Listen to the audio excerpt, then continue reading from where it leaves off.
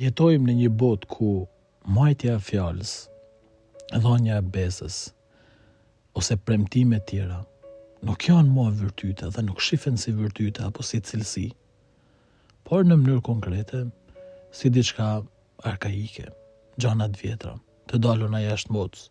Ka ndryshuar tash koha. Jena në 2025 e tjerë. Por Krishti në Evangjill thot, kush më don, ai ma mua në fjale. Unë do të vij e do të banoj me të, edhe ati jem, do të adojnë e do të banojmë të dy së bashku. Garancia dashnisë për Krishtin është me muajt fjallën, me muajt atë raportin me te.